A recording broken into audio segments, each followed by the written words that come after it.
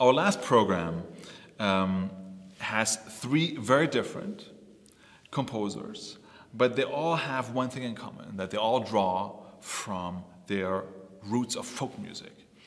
We have Zoltán Kodály from Hungary, who was very active in actually researching, going out to the countryside and researching folk music. We have Antonín Dvořák, who was the first national composer of the Czech Republic. And then we have Tchaikovsky, who also worked at a time when Russian composers were trying to get rid of all the German influence and really trying to find something that sounds Russian. And so in order to do that, all three composers went back to the roots of their music, and that's of course folk music, and incorporated those roots in very different ways into their music.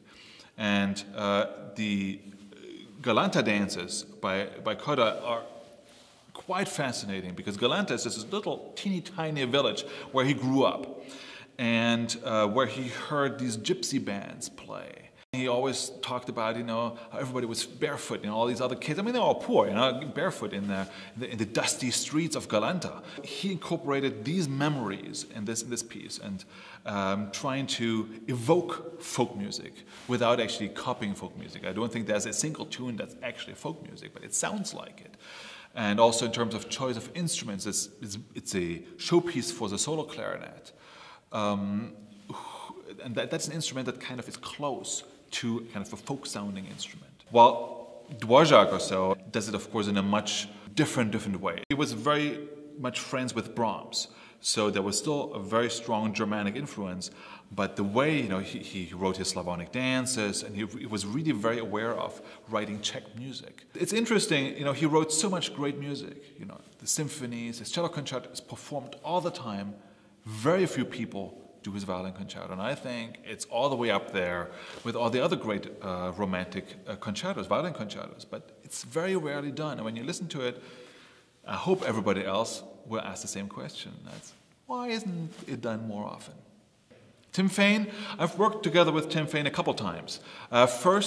And that was our first encounter, was the John Adams violin concerto. I mean, that's quite out there, and that was a wild ride. And then we did Mozart violin concerto. He's a very young, versatile artist who is very much interested in contemporary music, but who is also, a lot of stylistic security and sound to serve all the other composers as well. I mean, it's a really talented musician. I think it will be great. Everybody loves Tchaikovsky. There's no beating about the bush. It's straight in your face. And it's like, he suffers, you suffer. And he makes you suffer. And you love to suffer. It's very much with Beethoven. Maybe we love to suffer, just not, over a third person there. It's just brilliant music. It has great tunes. It is, even though the orchestra is not much bigger than Beethoven's orchestra, it's much more powerful. It's a couple of trombones there.